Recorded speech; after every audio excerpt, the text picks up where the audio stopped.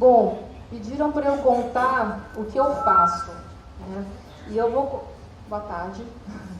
E eu vou começar a minha resposta passando um filme que eu fiz para um Seminário Internacional de Alimentação, não há muito tempo atrás. É um filme que continua muito atual. Então, esse seminário foi feito pelo Alex Atala, que é um promotor da alimentação no Brasil e no mundo. Inclusive, ele tem um instituto agora chamado ATAR, onde ele divulga toda a alimentação feita na Amazônia, né? Ele traz respeito e dignidade para os povos daquela região. E, enfim, ele tem um cuidado muito grande com os alimentos.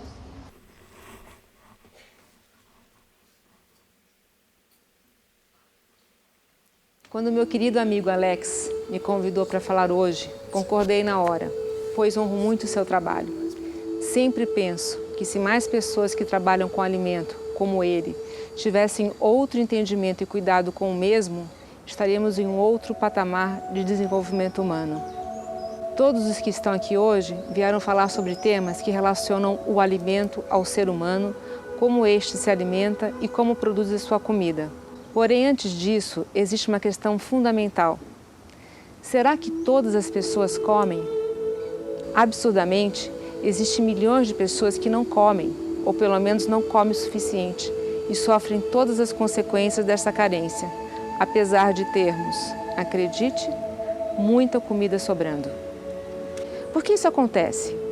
As respostas podem ser complexas, mas no fundo é porque deixamos que aconteça, simples assim. Acredito que são as nossas escolhas individuais, que vão se tornar nossas escolhas coletivas, que constroem a realidade à nossa volta. Sem dúvida, o alimento é um tema que apetece a todos de diferentes formas, pois se relaciona com tudo que é humano. A função do alimento começa na base da vida, é uma função biológica, fisiológica, mas vai além para tudo que se relaciona com o humano. O alimento conecta tudo e todos. O fato é que sem o alimento o ser humano não sobrevive. Daí estar no centro de todas as relações sociais humanas, decidindo inclusive sobre guerra ou paz. Gostaria de compartilhar com vocês um pouco da minha história. Desde que me conheço por gente, sempre me comoveu ver pessoas passando necessidades. Parece que eu tinha um imã que me conectava com os olhos dessas pessoas, principalmente as crianças. Já repararam? As pessoas expressam com os olhos a sua carência e o seu abandono. Quando eu entrei na faculdade de economia, muito ingenuamente, achava que aquela disparidade de renda gritante era fruto do país ser muito grande e difícil de ser administrado. Estávamos em 1980 na PUC do Rio de Janeiro. Bom, eu fui crescendo e amadurecendo e percebi que, na realidade, o que acontece de bom ou de ruim é fruto única e exclusivamente das nossas ações. Está tudo aqui, ó, nas nossas mãos. Em um determinado momento, por não querer ser conivente com tudo que eu não concordava, eu tive um diálogo interno, onde eu me perguntei se eu ia só ficar pensando ou se eu faria algo a respeito.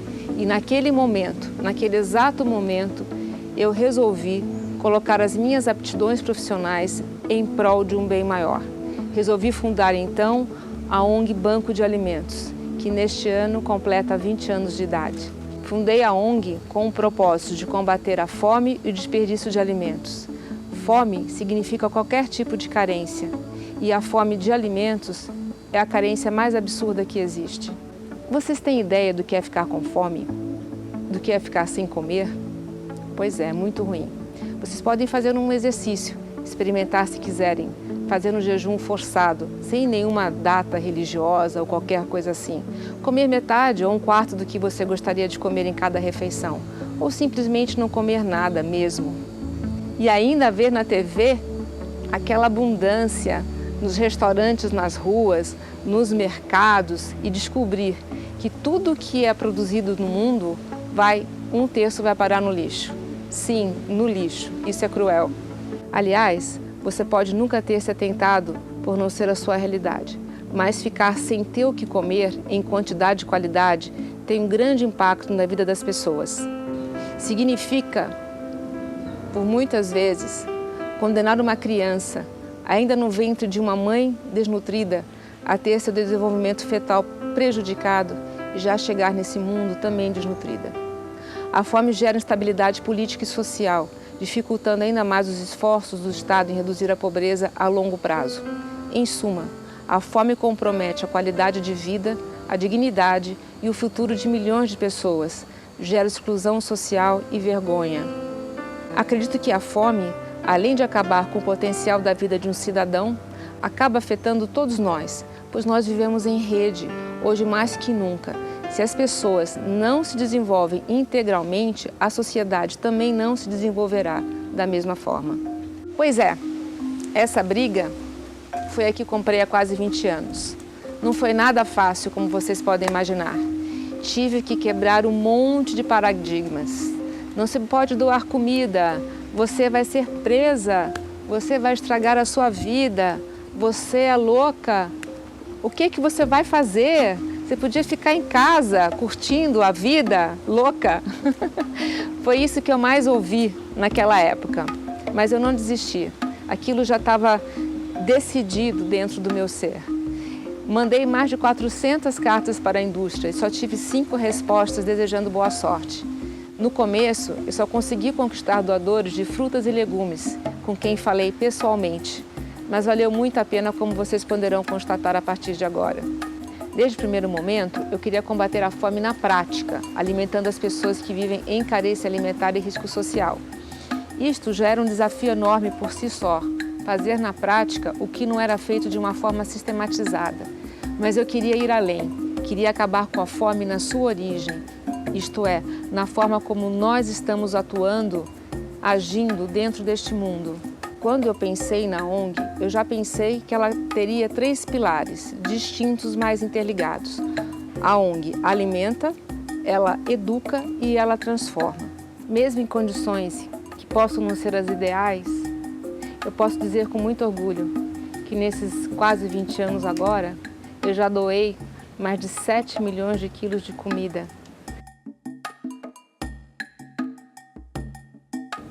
Mais de 10 mil pessoas já assistiram ao nosso programa escolar que se chama Alimentando a Transformação Social. E eu posso garantir para vocês que essas crianças já foram picadas com a vontade e com o entendimento de que elas são capazes de fazer um mundo melhor. Quais são os fatores que perpetuam a fome no mundo?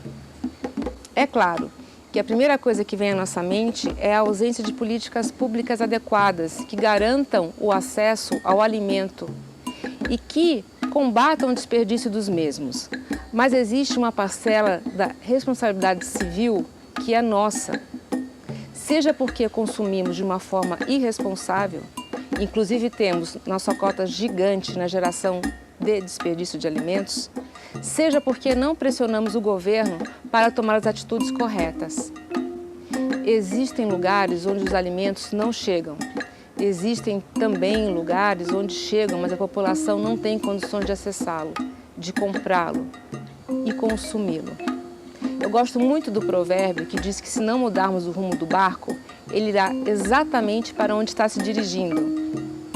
E nós temos que nos perguntar para onde queremos dirigir o nosso barco. É para onde estamos indo que queremos ir? É para essa geração de pobreza? É para esse não uso da nossa riqueza? É para esse desperdício generalizado? Será que é para aí que queremos seguir? Eu acho que não. Como é que a gente pode mudar a direção desse barco? Sem dúvida nenhuma, a educação é importantíssima. Nós podemos fazer uma revolução através dela, uma revolução de paz, uma revolução de amor, uma revolução de desenvolvimento, evolução social, né? Com que conhecimento verdadeiro nossas crianças e jovens estão sendo formados? Quando estão? A educação que eu penso vai muito além da grade do ensino atual. Nossa realidade é fruto de sementes plantadas em nosso passado. Da mesma forma, as sementes que plantamos hoje renderão os frutos do nosso futuro. E que frutos nós vamos querer colher? Vai depender do que plantarmos hoje. Não existe nenhuma frase mais verdadeira do que a gente colhe o que a gente planta. E eu espero que todas as nossas sementes não contenham nenhum tipo de demagogia ou egoísmos antissociais. Eu quero que a semente que a gente plante seja uma semente de paz, de construção, de amor, de abundância, de carência zero. Políticas públicas serão discutidas aqui neste evento, então não vou me aprofundar nessa questão. Mas acho importante mencionar um louvável impulso, que foi a elaboração do Estatuto do Bom Samaritano, o qual foi encaminhado ao Congresso Nacional em setembro de 1996. Esse projeto de lei ficou parado no Congresso Nacional durante anos, nem chegou a ser votado. Vocês podem imaginar, se essa lei tivesse sido votada, onde nós estaríamos hoje? E o que justifica o fato dela não ter sido votada até hoje? Nada. Essa lei, esse projeto de lei, ele era muito importante, porque ele exime de responsabilidade civil e criminal o doador de boa-fé de alimentos. Ou seja, ele impulsionaria a doação de alimentos. Todas aquelas barreiras que eu sofri no começo da minha vida profissional de empreendedora social não teriam existido se essa lei já tivesse sido promulgada, né? Na realidade, sempre existe uma forma de fazermos o que é necessário. No meu caso, por exemplo, eu peguei para mim, pessoa física, a responsabilidade do alimento doado e nunca tive nenhum problema com isso. Porém, precisamos continuar lutando, elaborando leis, não só na área de alimentação, mas em todas as outras, que realmente funcionem e que façam o seu papel social. A mudança começa em cada um de nós. Faça parte, cobre, participe. Lutar contra a fome, as várias fomes, é dever de todos nós, de cada um de nós. Vamos aprender a ser cidadãos responsáveis e conscientes, cuidarmos das nossas inter-relações e do planeta. Viver em um mundo sustentável e em paz só depende de nós. Por fim, eu gostaria de agradecer o convite. Foi uma honra estar aqui com vocês, mas gostaria de convidá-los a entrar em contato comigo ou com a minha instituição, para que juntos a gente possa conversar mais sobre o tema, porque eu tenho ciência que os 15 minutos que me foi dado aqui hoje não cobriram tudo que eu poderia e deveria falar com vocês. Assim sendo, me coloco à disposição. Obrigada. Bom, eu achei que era muito interessante que tinha link com o público que está aqui hoje, que são os professores, né? E a gente tem 20 minutinhos para falar, então eu vou continuar a minha palestra dizendo assim, então, é isso que eu faço. E por que eu faço isso? Porque desde que eu me entendo por gente, eu nunca me conformei com tanta pobreza no meio de tanta riqueza. E para onde quer que a gente olhe, a gente vê várias fomes, né? Então, assim, em relação à fome de comida, que é bem escondidinha, eu não sei se vocês sabem, mas nós temos 54 milhões de brasileiros que vivem em insegurança alimentar. Não sabe se vão ter o que comer em quantidade e qualidade na próxima refeição, né? Mas temos fomes de tudo, fomes mais aparentes. Temos fome de moradia, saúde, educação, transporte, paz, dignidade, ou seja, o Banco de Alimentos já nasceu com o DNA de combater as várias fomes, sendo a fome de comida a primeira, porque quem não come nem vive, né? Então, essa sempre foi o meu olhar. Nós temos um contrassenso muito grande, porque ao mesmo tempo que nós temos muitas fomes, nós jogamos fora muita coisa. Eu poderia dar vários exemplos para vocês, mas eu vou ficar em 2 exemplos básicos, que é realmente os alimentos, né? E o dinheiro público. 1/3 de tudo que é produzido no mundo vai para o lixo, inclusive no Brasil. E eu não sei se vocês lembram que eu acabei de dizer que tem 54 milhões de pessoas que vivem em segurança alimentar, que significa se não sabe se vão ter que comer em quantidade e qualidade na próxima refeição, né? E o que acontece quando a gente desperdiça tudo, né? A gente cria uma desordem social. No caso, por exemplo, do dinheiro público, quando a gente desperdiça os impostos que a gente recebe, a gente está desperdiçando hospitais, creches, escolas, alimentação, infraestrutura, tempo. E o nosso dinheiro vai parar no lixo, né? E quando você vê dinheiro significa bens, né? O último lugar que o dinheiro deveria principalmente o público, e parar realmente no lixo, né? Agora, por que essas fomes acontecem? Por que a gente gera tantas fomes? Porque são as nossas escolhas, né? E quem a gente é, o cidadão que a gente é, vai ser o reflexo da sociedade que a gente tem. Então, a gente pode ter atitudes que eu chamo de evolutiva ou involutivas, né? O cidadão, olha, ele pode evoluir. Como? Tendo comprometimento com as suas ações, sabedoria, conhecimento, eficiência, trabalhando com a verdade, tendo uma convivência harmoniosa, trabalhando com questões formativas. Enquanto que o processo evolutivo ele é ao contrário, né? É quando a pessoa trabalha com mentira, autopromoção, desconhecimento, divindade, subjugo e por aí vai. Então, assim, quem o cidadão realmente vai refletir na sociedade que a gente tem. Né? Vamos continuar aqui com o raciocínio. Né? Então, a gente precisa entender que tudo e todos somos inconectados. Todos nós somos inconectados. Né? Então, por exemplo, a gente joga uma bituca de cigarro na rua. Nossa, será que tem problema uma bituca de cigarro na rua? Uma pode ser que não. Mas milhares de bitucas na rua, olha lá o que vai acontecer. Vai ter enchente. Né? E também tem outros mil exemplos que eu posso dar para vocês também sobre algo que acontece aqui, que vai impactar ali na frente no futuro. E com essas nossas pequenas ações, o que vai acontecendo? Ou grandes ações, né? Não botar uma lei sobre o bom samaritano é uma ação muito grande, mas enfim, a gente vai jogando o nosso país no lixo. Pouquinho por pouquinho, ou em grandes quantidades, nós vamos jogando o nosso país no lixo, né? Mas e aí? Vamos supor que aquele emaranhado lá seja as várias formas que a gente presencia, né? Qual é a receita para acabar com as várias formas? Tem uma receita? Tem. E essa receita está dentro de nós, que é a nossa inteligência. Eu gostaria de dar um exemplo aqui para falar sobre inteligência, porque intuitivamente todo mundo sabe o que é inteligência e o impacto que ela tem nas nossas vidas, né? Mas vamos supor que esse auditório aqui estivesse cheio e que todos estivessem vestindo uma camiseta branca.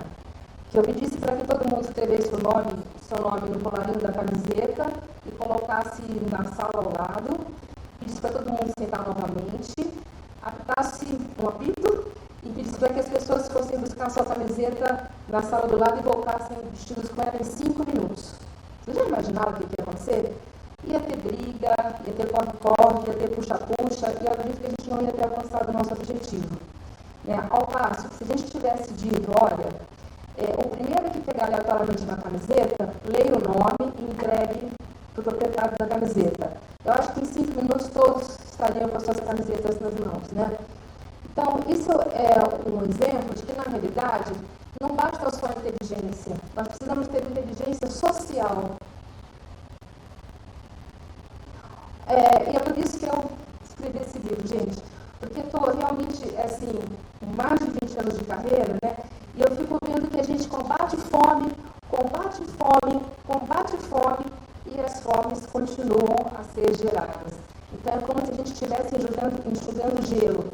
E lá no começo da ONG, minha proposta já era não enxugar gelo, porque eu sempre pensei em tentar, de alguma forma, ajudar a mudar a cultura das pessoas, né, como elas estão no mundo. Então, o que eu pergunto, ser cada um por si é inteligente, por exemplo, das camisetas? Eu acho que não. De novo, tem vários outros exemplos que as pessoas poderiam até explorar em sala de aula, né? Mas a capa do livro, ela já traz um conceito, que é o seguinte, eu não sei se vocês repararam que a copa da árvore é o conjunto de vários digitais, né? As digitais são as nossas escolhas individuais, que somadas vão criar a sociedade como um todo. E essa sociedade vai ou não gerar frutos para que as pessoas possam se alimentar desses frutos que são gerados dentro dessa sociedade, né? Eu tenho um exemplo muito bonito, vários também, né? Mas esse é um exemplo muito bonito, que é de um rapazinho, talvez vocês conheçam, né? Ele vivia na África, e num país, que é a Malawi, que devido às grandes fomes, às várias fomes, ele acabou entrando numa guerra civil, né? Onde o vizinho começou a roubar a comida de vizinho, o vizinho brigar com o vizinho, e chegou num ponto que o pai desse rapazinho na época, né, não deixava nem material alimentar o cachorro que ele tinha.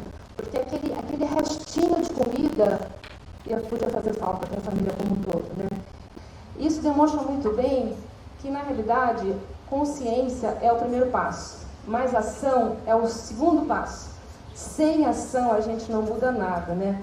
E eu acho que eu também sou, como todos vocês aqui, né, um exemplo vivo de alguém que não só pensou, mas fez. Se eu não tivesse feito o que eu fiz lá 20 e poucos anos atrás, hoje, que já aumentou a estatística, né, eu não teria doado quase 100 milhões de braços complementados, né? Então, é muito importante que todo mundo pegue para si a responsabilidade que lhe pertence. Isso é ser inteligente social, né? Se cada um de nós trabalhar com que na realidade o coletivo depois sempre impacta a tua vida, nós teríamos os melhores políticos, nós teríamos os melhores médicos, os melhores jornalistas, pais, mães, avós, professores, alunos. E o melhor aluno vai ser o melhor político, vai ser o melhor economista, vai ser o melhor empresário, vai ser o melhor jornalista, vai ser o melhor pai, vai ser a melhor mãe, né? Então, eu acho que cada um de nós deve acender a sua luzinha interna que traz dentro de si para iluminar o seu entorno, né? É uma imagem que parece piegas, mas longe de ser piegas, ela é uma imagem muito forte, porque ela lembra a nós da nossa responsabilidade, né? E aí, eu acho que meu tempo já acabou também, mas eu queria dizer para vocês que eu estou diante de uma plateia formada por professores, certo? E eu queria dizer que eu honro muito a profissão de vocês. Eu acho a profissão de vocês sagrada, né? Eu acho que vocês têm uma responsabilidade, uma oportunidade, na verdade a oportunidade antes, enfim, de tudo, a oportunidade de estar servindo, estar educando esses jovens, né? E educar, tem uma definição que eu acho muito bonita, que é ensinar o melhor caminho da vida, de percorrer a estrada da vida, né? Vocês estão com essa oportunidade, e eu acho que é até um dever, de tirar um jovem dessa situação que ele se encontra na frente de um labirinto, de não saber para onde ir, o que fazer, não se conhecer, e vocês são uma ponte. Vocês são uma ponte para o futuro melhor, né? Vocês são o pai e as mães de todas as profissões. Eu admiro muito o professor, é por isso que eu acho que o que se ensina nas escolas, além de um verdadeiro conhecimento, ele pode ir muito além, inclusive cuidar até dos sentimentos dos seus alunos, se for possível, mas seria muito interessante, né? Então, eu ouvi uma frase semana passada que eu achei bárbara e falei, vou levar lá, que é assim: o sapateiro faz sapatos, o professor faz gente. Eu acho que essa frase maravilhosa, né? Eu conto muito com vocês, porque vocês realmente são essenciais para a mudança do nosso país, para que a gente possa evoluir socialmente, né? E eu encerro a minha apresentação dizendo, mais uma vez, eu tenho a convicção absoluta de que a fome, as várias fomes, só vão acabar se a gente realmente mudar a forma como a gente está no mundo. Fica a pergunta, né? Vocês vão fazer o quê? Né? Cada cidadão vai escolher fazer o quê com a vida que tem, né? Bom, a minha mensagem era essa. E, é claro, eu me coloco à disposição porque, assim, na prática, tem muita informação dentro da ONG Banco de Alimentos que pode ajudar as pessoas comuns a consumir mais, gastando menos dinheiro, usando integralmente os alimentos, enfim, tem muita informação que a gente pode passar para quem queira saber. Então, nós nos colocamos à disposição para essa divulgação desse conhecimento também. E é isso. Obrigada.